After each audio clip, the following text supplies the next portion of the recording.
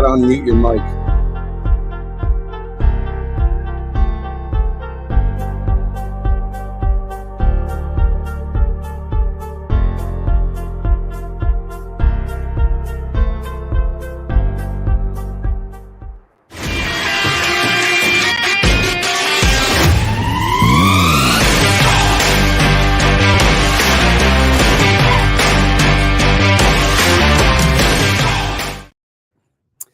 Hello, everybody, and welcome in to Right Here, Right Now, live Buffalo football talk. I'm your host, Alex Brasky, alongside my co-host, Ajay Cybulski, here for the Batavia Daily News and Livingston County News. Each week, we'll discuss Buffalo's favorite football team, along with all of the comings and goings from Orchard Park. What's up, Ajay? Tell the people what we have in store for them today. Yeah, Alex, how is it going? Excited to be back. A quick little turnaround here now with the NFL draft coming to a close. So obviously now a lot more to talk about, a lot of more things figured out. Obviously, we don't know how these draft picks will turn out, but at least we can discuss them. Of course, we're going to discuss the 2024 NFL draft class today. Maybe talk about some undrafted free agent signings. Frank Gore Jr., the son of Frank Gore, very notable one. And then the Greg Rousseau fifth-year option, where the kind of the roster stands with that. Wide receiver room, kind of where that's at as well. And then we'll take some questions from the fans. We reached out to some fans today, and they gave us some good questions to dive into. So we're going to do that as well. Yeah, really excited to get going today. It's been a long weekend in the Bills media room covering the draft. It was exciting, yet a little bit monotonous at times. The highlight of the weekend had to be after the Bills drafted Keon Coleman. Had to wait a day to talk to him in person, but boy, once he stopped in Orchard Park, he truly delivered.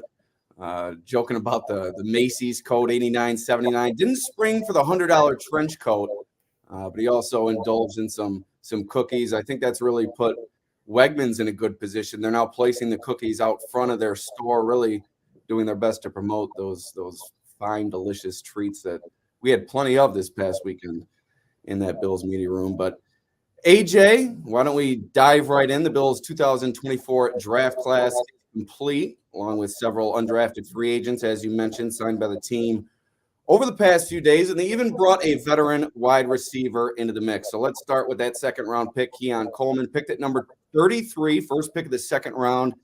Player who will largely define this year's draft class and the performance of Brandon Beane and company in terms of how quickly he's able to acclimate to his new surroundings and make an impact within the Bills' offense. I think the Bills need him to be an immediate contributor. Brandon Beane spoke about Coleman as an immediate contributor, stepping right in and hopefully earning that starting role, along with you have Khalil Shakir, Curtis Samuel in the mix as well. But you lose Stephon Diggs, you bring in Coleman, a big, strong target who can go up and get the ball. Brandon Beane mentioned his above-the-rim ability plenty of times. He played basketball at Michigan State, so that's really where that ability stems from. 6'3", 213 pounds. Your thoughts on this guy? Yeah, he's definitely a polarizing guy. You know, the 4.6 40-yard dash, obviously discussed heavily amongst Bills fans. I don't love the pick, Alex. I don't hate the pick. I think I'm optimistic about it just for the fact that the Bills needed to find a big body 50-50 ball, contested catch guy that can win in the red zone, can win when the cornerback is blanketing him. And I think that was what that Bills offense really needed to round out that room. Now, there were the Lad McConkeys of the world who went right after Keon Coleman at 34 to the LA Chargers.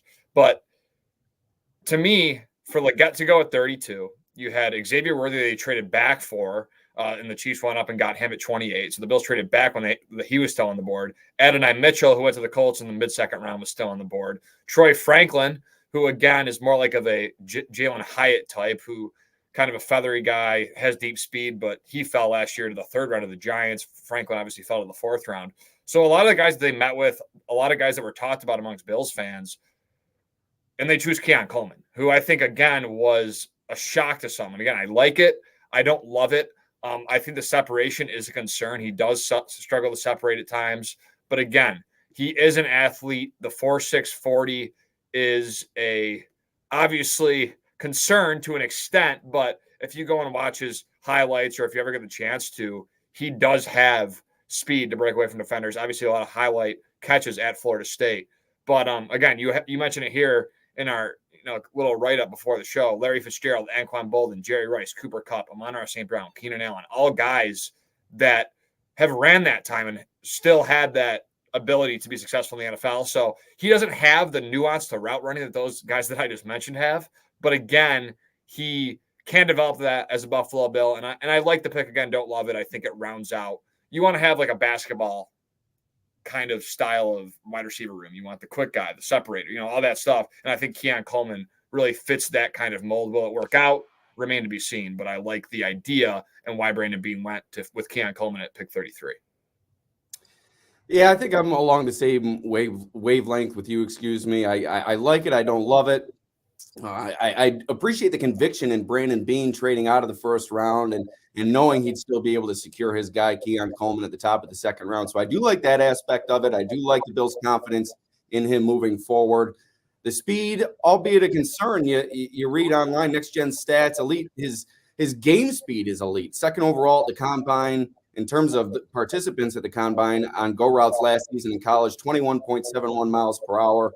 Like I said, that's second overall of all the wide receivers who competed at the Combine. So that game speed is there. Perhaps that testing speed isn't there for him, but I think once he gets onto the field, he'll be able to beat defenders deep and create that separation. He's a good contested catch guy, a low drop rate of about, I think, 4% last year in college. So this is a steady receiver that I think is going to give Josh Allen that target he's been looking for throughout his career along the outside, deep down the field, go up and get it. You saw Stephon Diggs last year against the Chiefs drop a key pass down the field late in that game that would have put the Bills ahead in that game or potentially put them in line to take the lead in that game. And I think that's what Coleman presents for you. Deep down the field, being able to go up and get it and pull the ball away from defenders. He's also a great personality to fit into this locker room. You saw his pre-draft or his pre-press availability comments, and then afterward he goes over to the food table. So I think this is a guy that Bills Mafia is going to fall in love with right away. And in terms of his production, like I said, that will tell the story of this draft class, but he's got all the tools that the Bills are looking for. We'll see how it shakes out. Yeah, and Josh Allen, like you said, Alex, at the presser, Keon talked about the idea of Josh Allen wanted me. So I think that's a big factor into this whole thing and this whole scenario is I think Josh Allen did like Keon Coleman. And again, they needed – I'm not saying this is a Gabe Davis replacement, but I just don't want to hear the Gabe Davis comparisons from Keon Coleman. Or the Kelvin Benjamin comparisons, please God. Yeah, because like Keon Coleman was considered a first-round talent back in September. Now, obviously, the production, Jordan Travis went down at Florida State. His production kind of tailed off. Then you add that on to what he did at the Combine. So you're looking at a receiver that kind of had one thing add up after another, and that's why his stock fell a little bit. But obviously, the Bills were still high enough on him to pick him with the first pick in the second round. So, again, I just don't want to hear the Gabe Davis comps because I think he has way more upside, obviously better hands. I think he's better vertically. And again, they're similar. Like they can both run black well. They're both tall, vertical guys. But I think Keon Coleman coming out of college was way more highly of a touted prospect than Gabe Davis. Yeah, I think you're spot on there. Now, we'll circle back, talk a little bit about more about Coleman as we go. But let's move on to another big piece at number 60 in the second round. Utah safety Cole Bishop, 6'2", 206 pounds. He can really hit like a Mack truck, comes at you fast, delivers a big blow, joins Mike Edwards and Taylor Rapp as the team's top three safeties, although Brandon Beane did say it may take some time for Bishop to crack the starting lineup. He does have that high potential. He's a former teammate of Dalton Kincaid at Utah, and something he credited Kincaid with was his ability to cover tight ends and how he's really learned how to do that. And we all know Kansas City, they just re-signed Travis Kelce, I think, to a 2-year deal. So Bills are hoping that Bishop can come in and help them cover some of the talented tight ends in the AFC. Yeah, I like Bishop. Favorite pick of the draft. I think obviously there's a little bias. I got to speak with him at the Senior Bowl, so obviously that comes to mind. But he stood out to me at the Senior Bowl. He was always a guy that kind of fit the Sean McDermott mold. I thought he excelled in practices during that week down in Mobile. That's when things really started to heat up with the Bills. I asked him previously that day about his relationship with Dalton Kincaid. He noted that obviously the best tight end he's ever had to guard. Great guy. He texted him throughout this whole process. So I'm sure Dalton Kincaid's very happy with the pick. But again, Cole Bishop, fast, a leader at Utah, can play at the deep third of the field, can play on the line of scrimmage. He's a very versatile guy that I think the Bills needed at that position. And who knows? I don't know if he'll out-snap Taylor Rapp or out-start Taylor Rapp and Mike Edwards, but I think there is a conversation to be had if this guy can come right in and start day one. I think that might be a little crazy, but I also think that's a conversation worth noting, especially come late July when training camp really starts to pick up, because his versatility he offers to a defense with Bobby Babich now taking over. I think Babich will really like that. And the Bills have proven again to really accelerate the assimilation or the ascension of these defensive backs in their careers. So Bishop to me is just a typical Sean McDermott guy, very good character, good leader at Utah. And again, I think the versatility begs you to question, will he outsnap one of Mike Edwards and Taylor Rapp at safety this upcoming year? And quick as all heck too. I think he ran in the low fours at 4.45. Yeah, so very, very impressive specs as well.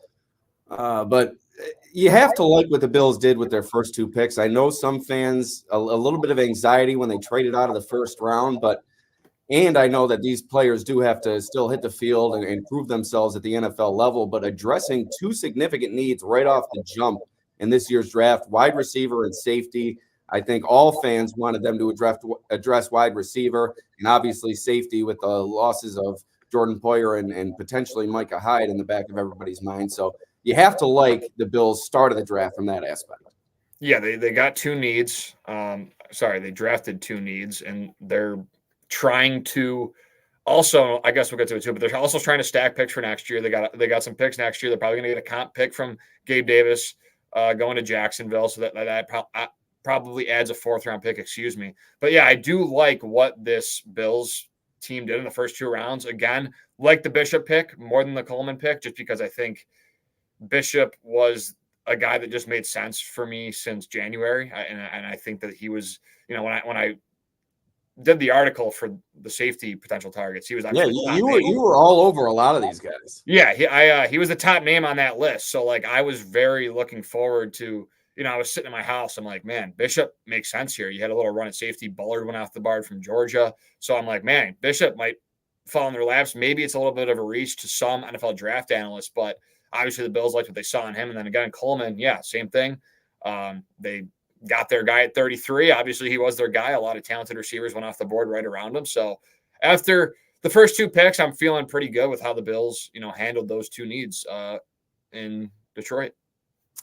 And wrapping up day two, the Bills satisfied another need, maybe not as pressing as wide receiver and safety, with incumbent starters Daquan Jones and Ed Oliver coming back. But you take Dwayne Carter at number 95 of the third round. Looks like he can step in and contribute right away. He's got versatility at that position, can play the one technique, can play the three technique, and the leadership ability really shines through with this guy. A 3-year captain at Duke. They called him Mr. Duke down there. He was really beloved by the Blue Devils fan base, and kind of expecting the same here with Bills Mafia. He's got $1 million smile, this guy, and he showed it off during his press availability at One Bills Drive. And strong football pedigree. Several family members played high-level college football, and just what do you see with this guy that might allow him to come in and produce for the Bills at a position where they need the depth? Yeah, again, it's the big word with Dwayne Carter. It's the versatility that he can bring. Like you said, he can start at one tech. He can start at three tech. He has that experience where he can come right in and be a rotational piece. 3-year captain, like you mentioned. Not much production as a college player, but again, decent enough where you feel comfortable he can come right in. 5.5 sacks as a junior, 11 tackles for loss, 41 tackles. So he does have some solid production. Sorry, that's my email notification going off. But we got high school sports. Dwayne Carter is a solid ad. Again, Sean McDermott guy. Like he's another one I wrote about because I just felt like he fit the mold. He was talked about a lot by many Bills content creators. I think a lot of them were fond of Carter. Joe DeRosa specifically, from Cover One, was really high on him. So I think Dwayne Carter is a guy that just, again, made sense at that spot. They had a glaring hole there. They needed rotational depth at defensive line. They added Deshaun Williams, Austin Johnson, Eli Anku. What's he going to be? So I think Dwayne Carter brings more sustainability and certainty to fortify behind Daquan Jones and Ed Oliver. And again, he can come in on an obvious pass rushing down and take out Daquan Jones if Daquan Jones has obviously played a bunch of snaps, or he can come in and take out Ed Oliver if it's an obvious rushing down situation and he needs to stuff the run. So there's a lot of things you can do with them. I like the pick. Another one that I was totally on board with. And again, the leadership, Sean McDermott guy through and through. Yeah, I think you nailed the first four here in terms of your preview articles for the draft. The Bills' first four picks were all included in those. So my man AJ really knocking it out of the park for the Batavia Daily News. And you mentioned Cover One as well. I think they were the only local outlet to be live from the draft, and I think they were there all 3 days if I'm not mistaken. So great commitment from those guys. And we'll have Greg Tomset from Cover One on with us on Wednesday. Also Joe Marino of Locked On Bills. So looking forward to that episode. Yeah, absolutely. That'll be a fun one to dive into. And again, they bring so much detail and nuance to their conversation. So I'm excited to break it down with those guys coming up on Wednesday here. Absolutely. And then you have perhaps my favorite player of the Bills draft class, Kentucky running back Ray Davis, picked at number 28 of the fourth round, a strong physical back, standing 5'8", weighing 211 pounds. Expected to be a complement to James Cook. You also have Ty Johnson in the mix, of course, who the Bills re-signed this offseason. Davis believed to be the first player in NCAA history to rush for over 1,000 yards with 3 teams, played for Temple, Vanderbilt, and Kentucky. Last season for Kentucky, 1,100 yards, 14 rushing touchdowns, 7 receiving touchdowns, set a new program record for total touchdowns in a single season. So this guy has really exhibited his ability to do it all, and he's got resilience in his background. He endured challenges during his youth. He entered the foster care system in California at age 8, said during his press availability. He had to become a man at age 12, and that's really taught him a lot throughout his life. And I'm expecting him to be a good pro for the Bills. Yeah, Ray Davis. And I like the pick. Again, another solid pick. We'll see how it translates. You know, a lot of people were fond of Zach Moss and the Devin Singletaries of the world, so that didn't really pan out with what the Bills had in store. I think Singletary did, but again, it's hard to really have confidence re-signing a running back in today's world. So back to Ray Davis, 5'8", so a little bit undersized, 210, 212-ish he plays around. Very good at being a bruiser, running through people, running downhill. But he's underrated in 2 things, and I think this is what stood out to me. He ran a 4.54 40-yard dash. So he not only can he run downhill, but I think he has the ability to make defenders miss and kind of hit the gas pedal and accelerate in the third level to get by those secondary defenders, and also pass catching ability. 7 receiving touchdowns last year with the Wildcats, 21 total with Kentucky, so a school record. So this guy's breaking records at Kentucky. Like you said, accomplished at 3 different spots. I think that's important. A high character guy. I think one of the things that stood out to me from his presser, and I'm going to paraphrase it because I don't know exactly what he said, but he was like, I don't run from my problems. I go right at them. And I think that's kind of the attitude that he brings with him on the football field. He runs through people. He wants to be physical. He'll be a great 1-2 punch to James Cook. And Alex, it will be interesting to see how the running back room shapes up, because I think Ty Johnson was very good down the stretch. And even with Ken Dorsey, I think he was very he didn't have a lot of production or volume, but when he did get his carries in the backfield or pass catching opportunities, he was very efficient with those. So Ty Johnson, James Cook, Ray Davis, I think that's a solid 3. You got younger at the position. Damian Harris never worked out. He had the injury. Latavius Murray, older back that just never really found his footing. I think he was solid enough because they needed that pass blocking running back last year so badly because James Cook was just unable to. Like from training camp, I knew that he was just not good enough yet to become that certified third down pass blocker. I think he could still become that, but it's a work in progress. So yeah, I love it. Like you said, like Joey Hatch says in the comments here, 210 pounds, loves contact, runs angry. That's exactly what the Bills need behind James Cook. Yeah, no doubt. And I think they're hoping that he can step in and perhaps do that for them perhaps immediately. I'm trying to show the comment. This is my first time showing a comment on StreamYard. We're still learning with the people here on right here, right now, live Buffalo Football Talk. But thanks, Joey Hatch, for chiming in. And we'll go back to Keon Coleman quick. John Robert, Andre Reed was reached out to by Keon Coleman, and that just shows great maturity, and a great feeling for the moment. You sense what Andre Reed means to the Bills and the fan base, and you know what it would mean to the fan base to have their rookie wide receiver reach out to a legend like Andre Reed. He did that. He asked him for some tips and whatnot. So really great stuff from Keon Coleman there. Yeah, I thought that was cool. Again, and like Reed mentioned, he said that he was the only young receiver to really reach out to himself with the Bills' new organization or whatever, the new Bills kind of group of receivers. And I think that's important for a guy to come in and have the awareness and the wherewithal to go out and reach out to a guy that's done it in a Buffalo uniform, one of the legends of this city in terms of sports. I think it just shows a lot about what Coleman is and that personality, man. Like, I maybe it won't match, but that personality with Josh Allen, he's always described as like a big kid. Like, he's always joking around and having fun. And Coleman seems that same way. Like, you look at the guy and he's a very intimidating 6'4", big-bodied guy, but he's kind of just relaxed and having fun and loves, obviously, like you said, the Wegmans cookies. So, yeah, it's good to see that he's reaching out to Andre Reed, and I think that's a good sign.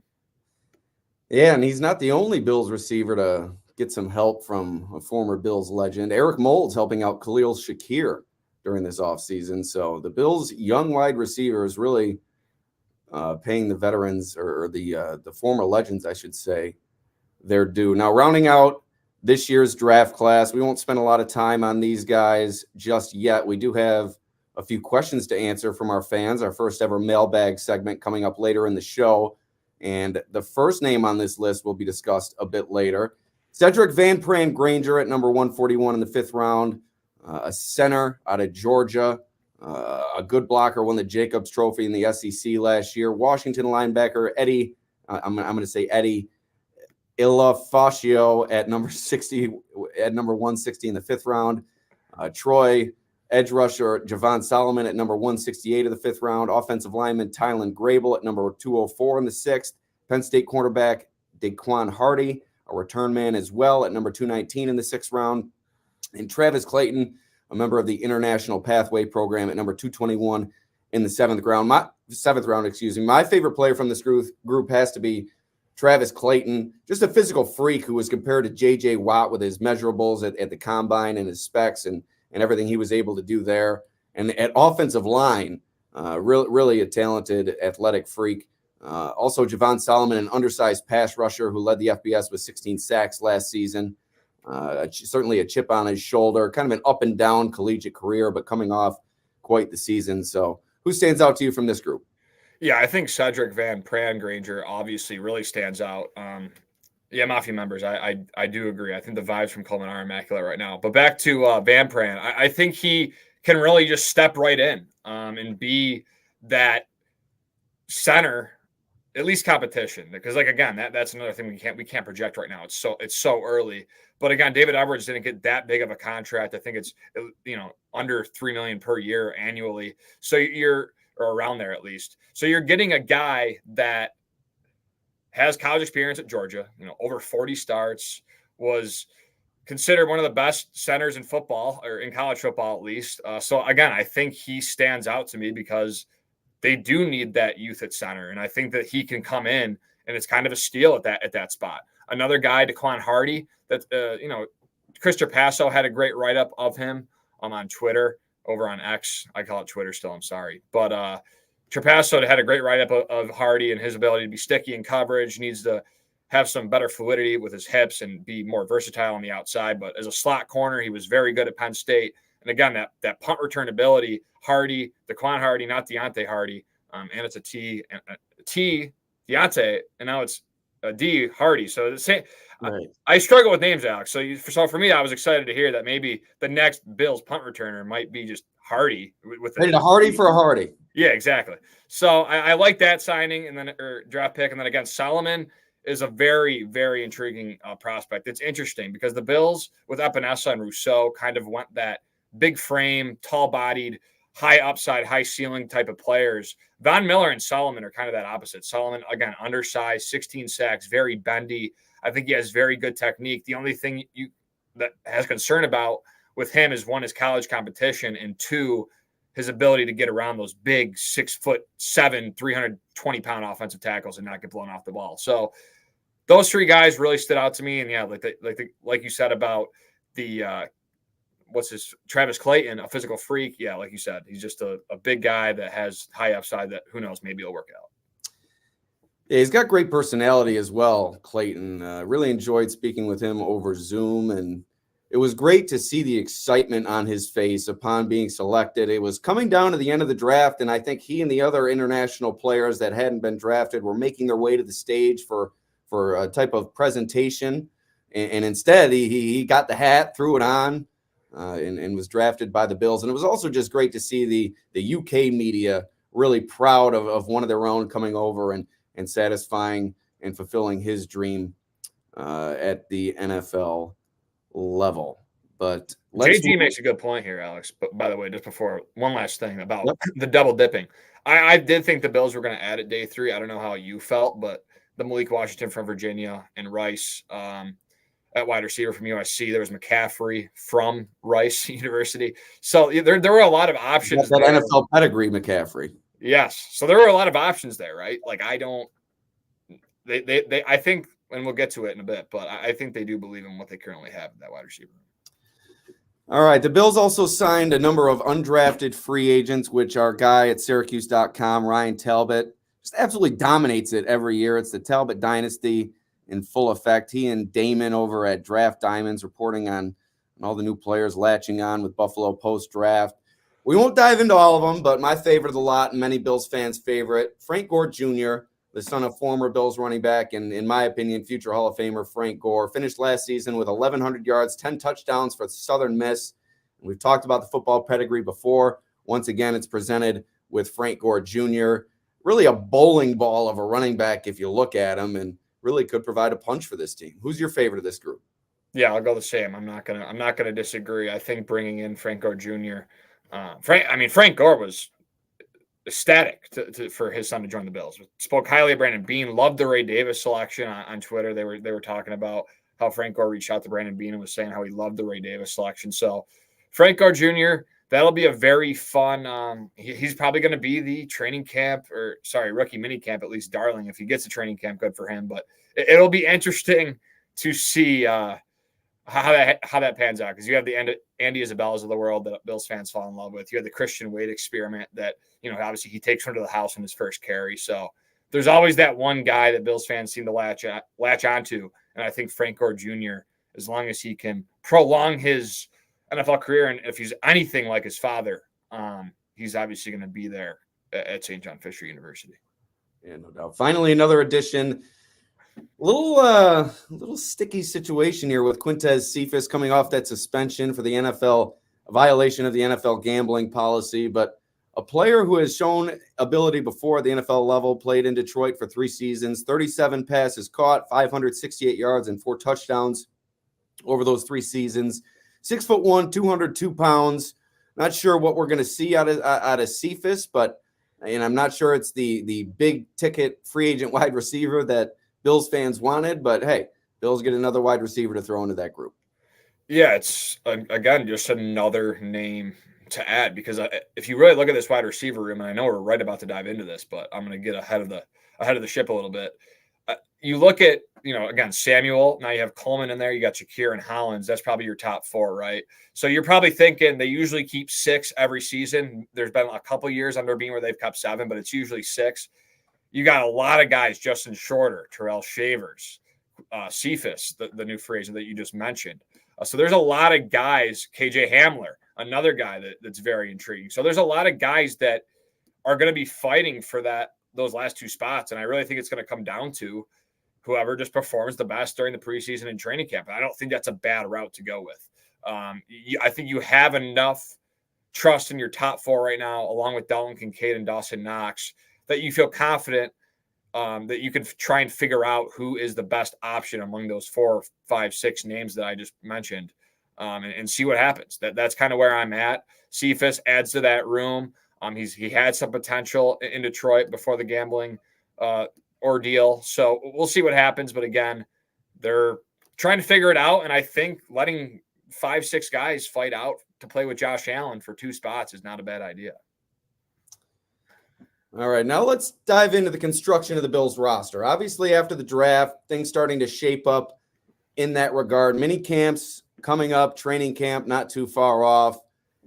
Going into this offseason, there was a lot of question whether the Bills could maintain their position as a Super Bowl contender, and there's still question regarding that with kind of the offseason that they've had and not making a big splash in the draft. But if you ask Las Vegas, the Bills are still one of the top 5-6 teams in the running to win the Super Bowl, and that just gives you an idea of the public eye's view on this team. And we mentioned it last show with Josh Allen. You always give yourself a chance, but let's dive into the construction of the Bills roster and whether or not we think this is, as constructed, a roster worthy of deeming a Super Bowl contender. We'll start at the wide receiver position. It was the top need entering the offseason in the draft, and the Bills did do a bit to add to that room. You bring in Curtis Samuel in free agency, and you draft Keon Coleman to go alongside Khalil Shakir. You also mentioned Mac Hollins. I'm not sure if that's enough at face value, but you have Dalton Kincaid coming back. A great season in his rookie year, set franchise records, probably the best tight end that the Bills have ever had. You also have Dawson Knox beside him, who dealt with some injuries last year and some production issues, but he's not too far removed from a productive season a few years ago. So I'm not sure if you look at the wide receivers on this team, it's enough to inspire confidence. But when you factor in Kincaid, you factor in Knox, I think you have something to work with there. Yeah, Dalton Kincaid was the biggest winner, and Bruce Exclusive said this.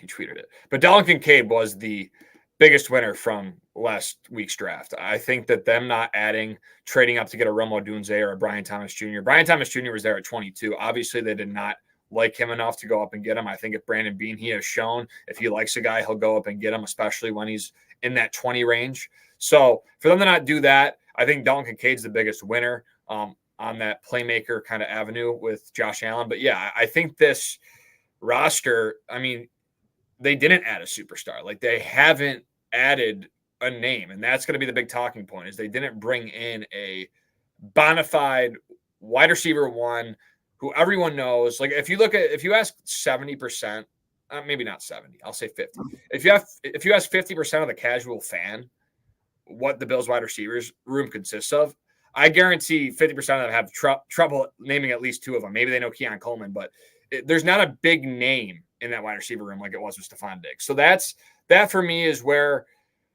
there is some concern, because you don't know who's going to be that guy. And uncertainty always leads to kind of disarray or anxiety in terms of what they're going to do.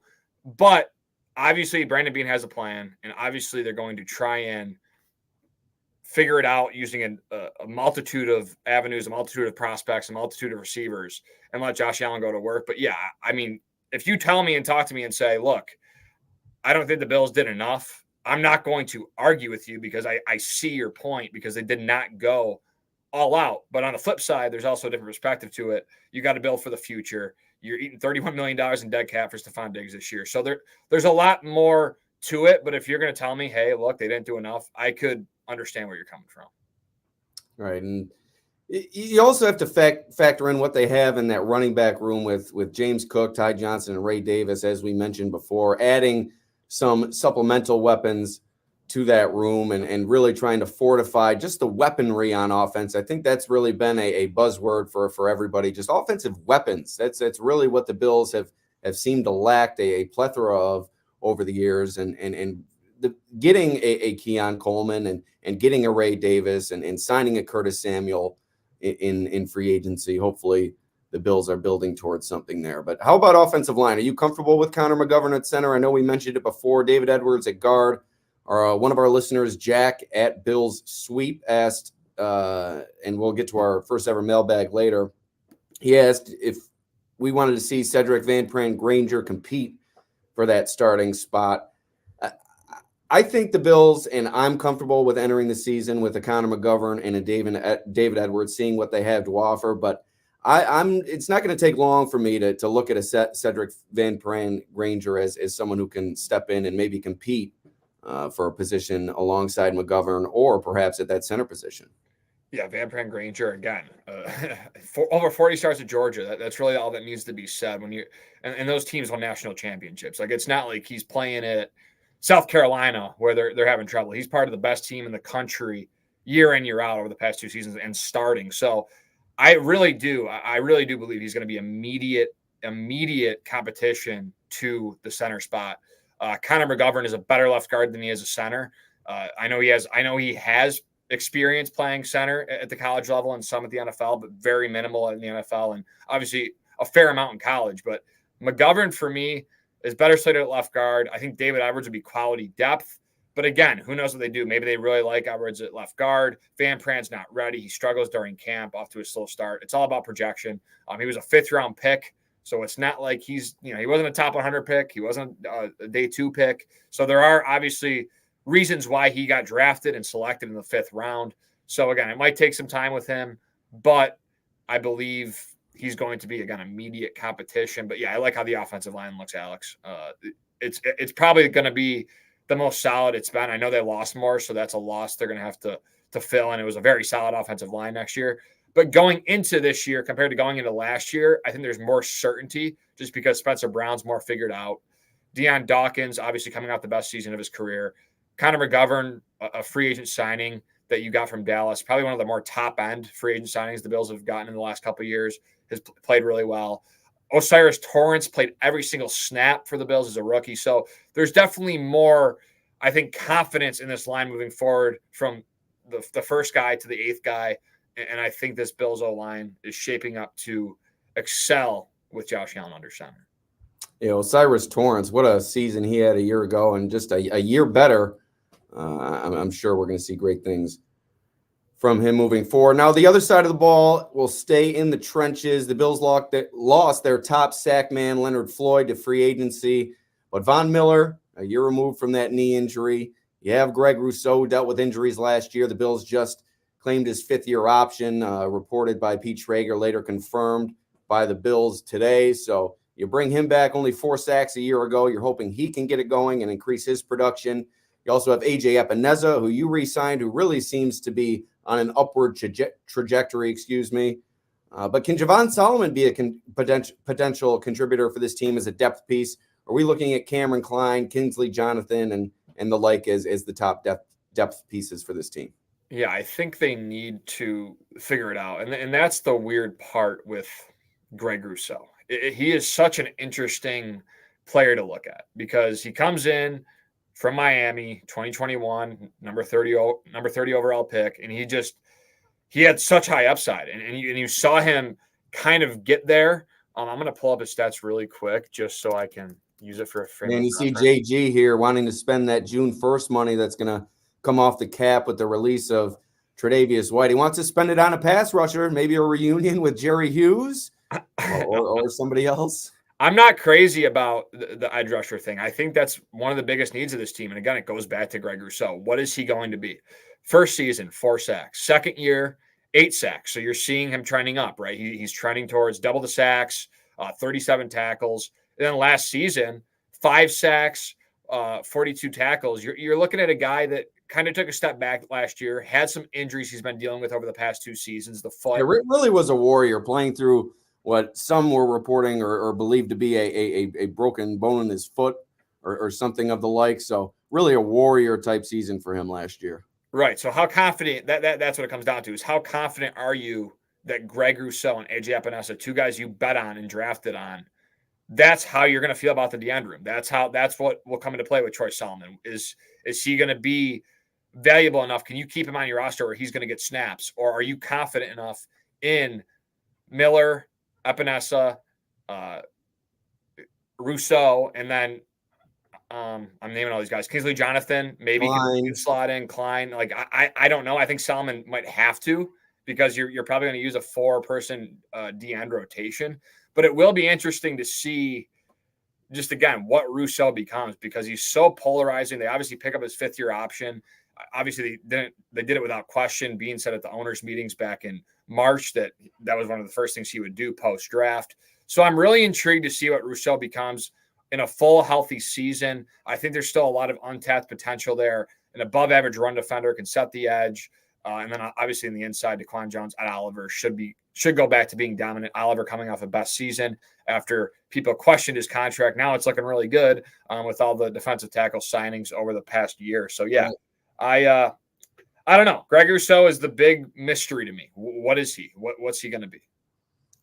And much like an edge rusher, the Bills like to rotate at defensive tackle, so you're going to have to get a few of these guys you signed in the offseason or Dwayne Carter to pop and really produce. You had Ed Oliver, I think, play the highest snap share of his career a season ago. Daquan Jones coming off the injury. You don't want to press those two too much. You want to be able to rotate a bit more than you were able to last year. Austin Johnson, Deshaun Williams, Casey Tuhill, some of the free agent signings. Then you have Dwayne Carter, as I mentioned before. Do you think Carter can come in and contribute, or what do you see from that? I think that'd be a home run for Brandon Beane. We mentioned wide receiver and safety as two of the top needs. Defensive line was also a big need for the team, but obviously in terms of depth. And Dwayne Carter, you mentioned maybe some lack of production in college, but the Bills seem really high on his ability to come in and perhaps compete for a rotational spot. Yeah, Tuhill, again, that's another name I mentioned on the defensive end, coming off a 5.5 sack season with the Washington Commanders. So 27 years old, kind of a late bloomer, but he's another guy that's going to factor in. If he can, maybe that's the battle. Like maybe that's the DN4 battle at training camp. Casey Tuhill versus Solomon. Maybe that's what it comes down to. But yeah, again, going back to the defensive tackles, Dwayne Carter, yeah, I think he'll be immediately slated in as a rotational piece. How much he plays, I'm not sure. But just his versatility that he offers, I think the Bills need that. They need a guy that can play both. He can do that. It'll be interesting to see where he plays more. If I had to guess, probably 3 tech, just because Daquan Jones a little bit older, and I think Carter showed a very good ability to run defend at Duke. So I think that's more of his strong suit, and his pass rushing needs some improvement. So yeah, with Carter, I think filling in behind Daquan Jones and being that kind of depth piece, I would be okay with that. I think that's definitely a feasible thing that can happen come July, August. Yeah, I think there's a lot of question marks up front for the Bills this year on the defensive side of the ball. Pass rusher, I think, is a bigger concern than a lot of people are willing to dedicate a lot of time and attention to. You don't know what you're going to get from Von Miller. You didn't get anything from him last season. And Greg Rousseau dealing with those injuries, having kind of a down year. You like what he presents and just the production, the pass production, I should say. But last year, certainly not his shining moment. And then Ajay Cybulski, yes, he did have a big season, but only 6 sacks last year. So it wasn't like he was a double-digit sack guy. And I think the Bills are going to have to get 8+ sacks out of him this year and really replace that production from Leonard Floyd with Von Miller and Epineza at edge rusher. Now, moving into the defensive backfield, it's quickly become one of the Bills' top position groups, I should say. Matt Milano and Terrell Bernard, your top 2 linebackers. I know Milano dealt with the leg injury last year, but he's really developed into quite the talent, and all-pro, obviously. And then Terrell Bernard, his first season at middle linebacker, just a revelation for the Bills and something that really helped their defense as a whole. His ability to guide that unit and produce in a high capacity at the same time. You draft Eddie Ulofoshio, and you still have young players, Dorian Williams and Balin Spector. You have some high potential guys behind the 2 incumbent starters. I think you're pretty locked up here. Yeah, linebackers are fine as long as Milano and Bernard. I mean, again, Bernard's a perfect example. Like, we're sitting here right now and on April 29th discussing what these guys are going to be projected to be. Terrell Bernard did not see the field in his first season. And then everyone doubted him, caused concern. There were a lot of creators saying that he wasn't quick enough, too small to play the middle linebacker spot. And then I was one of them. I didn't have much faith in him during training camp. I thought he was too undersized. I didn't think he put on a good display when he was on the field during training camp before he suffered that injury. But yeah, what a season from him. Right. So then like that, and that's why Brandon Beane has his job, and that's why he does what he does. But it's just incredible to me, really, his coming out party last season with Matt Milano. And again, yeah, JG had the comment, I think there's more three linebacker sets this year using Dorian Williams because of his pass coverage chops. I think Dorian Williams still needs to work on defending the run, but you're right, JG. I think as a pass coverage guy, he needs to figure out a lot, though. Like, there's more than just pass coverage, but I could see your point, JG. I'm just worried that how much is he able to process in year 2? Will he get any opportunity?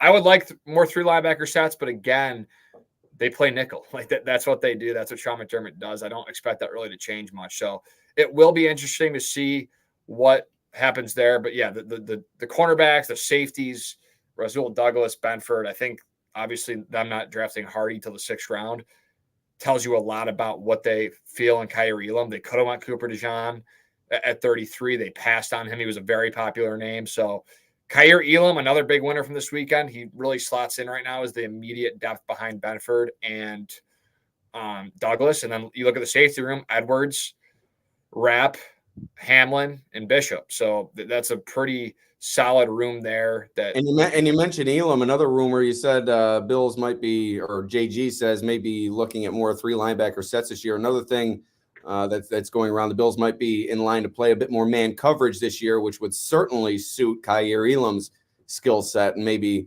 help him establish a role on defense. We saw him struggle to get a jersey last year. Yeah, Levi Wallace was never that typical man guy.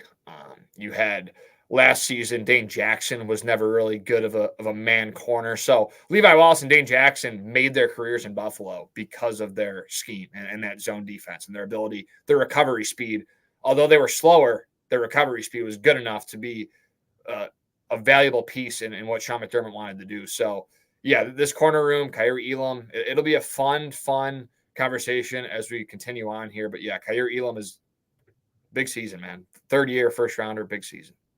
Yeah, so that pretty much wraps things up with the defensive backfield. You mentioned what they're looking at cornerback, and we already discussed Cole Bishop playing alongside Taylor Rapp, Mike Edwards during minicamp and training camp. 2 of those 3 are going to come out as the starters, and it's looking like Mike Edwards and Taylor Rapp at this time based on the comments from Brandon Beane after the draft, but who knows? A lot can change during training camp and when that competition gets going. But AJ, let's get into some fan questions. We're wrapping up today's show, our first ever mailbag segment. We went to X, asked Bills Mafia what they're thinking, and we got some good responses.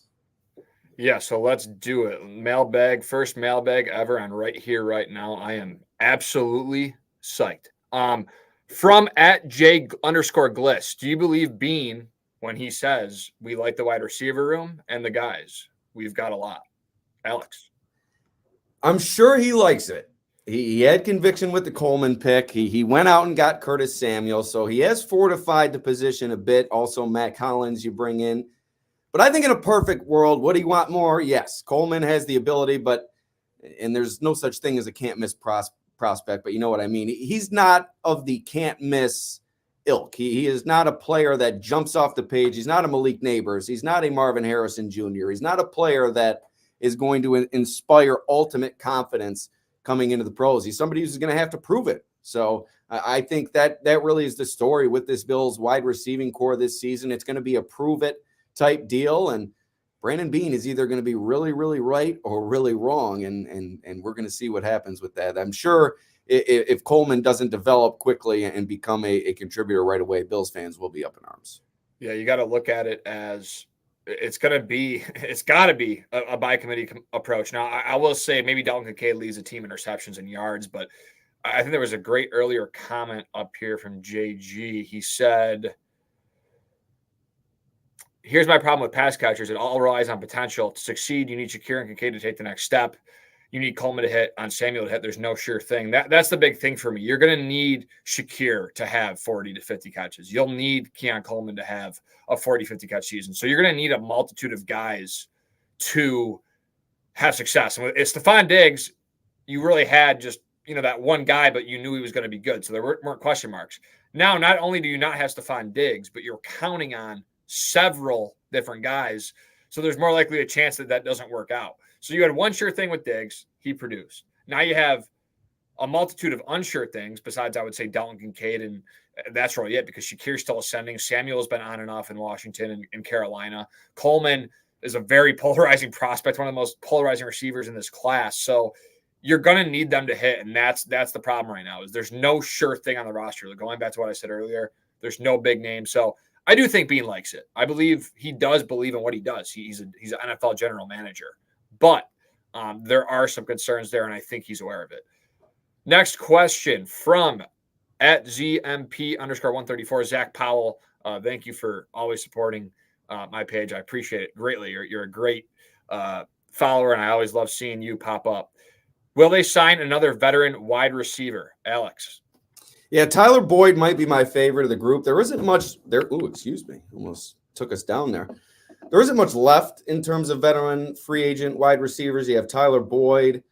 Michael Gallup was just signed today. Michael Thomas still out there. Odell Beckham Jr., Marquez Valdez-Scantling among the group. I don't know if there's a lot of great options out there. Like I said, Tyler Boyd would probably be my favorite.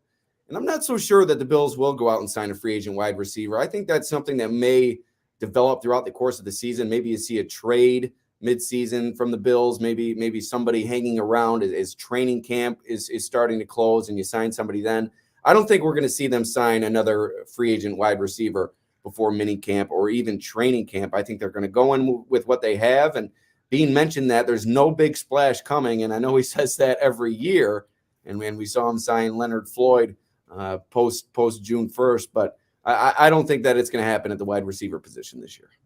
Yeah, I think they're staying put. Now, I will say I agree with you about Tyler Boyd and Odell Beckham Jr., but again, it goes back to what I was saying about the names. Like, in Bills fans' eyes, if they sign Tyler Boyd, now you read the wide receiver room to yourself. All right, Keon Coleman, Curtis Samuel, Tyler Boyd. Like, I think that would make people feel better. I don't know if it would actually amount to anything or that's actually what they need to do, but for fans, I think they would feel better about the room. He's coming off a 67 catch season, 667 yards, 2 touchdowns. He's been the last 4 seasons, Alex, Tyler Boyd, 58 catches at the bare minimum. He did that in 2022, but over 65 catches in 3 of the last 4 years. He had a 1,000-yard season in 2018. Obviously, with the signings of Jamar Chase, or the draft, I should say, the draft pick of Jamar Chase and T. Higgins really kind of bumped Tyler Boyd. But he was very valuable in what the Bengals wanted to do. Joe Burrow really relied on him. He's obviously very famous for his catch, so I think there would be a lot of nostalgia because obviously he was on the receiving end of Andy Dalton's catch that spring the Bills to the playoffs for the first time in 17 years. So, yeah, I like the Tyler Boyd thing, and Odell Beckham Jr. is another guy. I know Matt Perino said last week that Bills fans are kind of sick of that. They were kind of on that train last year, and now it seems like that's not the case. I do agree with that, but at this point, I think adding Odell Beckham Jr., a veteran presence to that room that's done it, I think would not be a bad idea if the contract sounds appealing enough where the Bills can get it done. But Alex, there's such limited cap space right now with this team that it's very hard, even with a post June 1st, $10 million freed up with Trey White. It's very hard to see what, they can do. And again, I would rather address edge. Like that might be crazy. But I really, at this point, and I'm not sure what the edge room exactly looks like, but I think trading or adding an edge, because it's such a premium, and the Bills have never had a star with Josh Allen, a star pass rusher. They had Von Miller for about 9 games before he went down with that ACL. So I think adding another guy to the edge room would be something. So before we go, for Marianne Calabrese, does anybody know about Matt Milano? Brandon Beane has said previously that he's been in Orchard Park rehabbing. Everything seems to be on track with that from all accounts. I don't think there's been much update there, but Beane has said that he's been back in Buffalo. He has been rehabbing, so we'll see come mini camp time if he's out there with the guys. Back to you, AJ. And then last but not least, before you ask your question, this is from Uber from Cover One. A little fun question. He asked, which of the players the Bills drafted could eat the most raw potatoes in a single sitting? I'm going with Keon Coleman. After we saw him leap from the press or the podium after he was done speaking to reporters and really sprint over the table to grab that cookie. This is a man who can eat. This is a man who's going to eat, I think, for the Bills in terms of his production at wide receiver. But I think he's a big eater. He might not be the biggest guy that they drafted. You have Van Pran Granger at 315. But give me Keon Coleman with the raw potatoes. Yeah, I'm going to go Travis Clayton from England. I think that's the guy for me. He's just obviously a big guy, but 6'7". He ran a 4.79 40. I mean, if he eats a whole sack of potatoes, maybe that would bring him to like a 4.8, 4.81. But man, a 4.79 40 That's Dwayne Carter's another good candidate as well. But yeah, I would go with Travis Clayton. I think that's what does it for me. I just think that, I don't know. That's the guy I would go with. Yeah, I'm sure he's eaten his fair share of bangers and mash over there in the UK, but raw potatoes, a different story. I'm not sure I'd like to enjoy even one raw potato from my perspective. But thank you, Uber. Thank you for the interesting question. Bring some lighthearted discussion to the podcast. And one more, AJ, a little self-indulgent from my dad, Buddy Brasky. You mentioned KJ Hamler earlier in the pod, and this is something that Buddy Brasky has been asking me about the past few days. Hamler, a 4.27 40-yard dash at the Combine in 2022. You were high on Xavier Worthy. You wanted the Bills to take him at the end of the first round per our discussions via text message. Can KJ Hamler be the Bills' Xavier Worthy? As I drop my cell phone on the ground. KJ Hamler, I mean, you got to take a look. So he had an injury last season, missed the whole year, was released. I think it was something, a medical situation. I'm not exactly sure what it was, but actually I had the same conversation with Mike Bunt the other night about KJ Hamler, and he said the same thing. He non-football illness designation during training camp last summer, diagnosed as, pericarditis or pericarditis. Yeah. So it was a non-football related issue. Returning to football. Right. So rookie year, he was a second-round pick, 30 catches, 381 yards, 3 touchdowns, quick. I could see him being a gadget piece, like a gadget piece for this offense. I don't really see him being much more, but if you can use his speed and space, I think he's a guy to keep an eye on as the offseason progresses. And again, second-round pick, had the non-football related thing going on last year, so I think that kind of set him back. I think he spent some time on a practice squad last year as well. So we'll see what he becomes. But to your dad's question, to Buddy, I wouldn't get your hopes too high, but maybe there's a very slight chance, very slight. Well, if you know Buddy, his hopes are never really that high, so I don't think that's going to be all that much of an issue here. But all right, AJ, that's going to wrap it up. Closing in on the final few minutes here on our hour-long show. A jam-packed show at that. We were able to fit a lot in, a lot of discussion. It was good to kind of spread our wings a bit. We had the 3 guests last week, 2 guests coming up on Wednesday. That's Joe Marino of Locked On Bills and Greg Tomsett of Cover One. But it was good to bounce some ideas back and forth, discuss the draft, and really recap what we saw from the Bills over the weekend.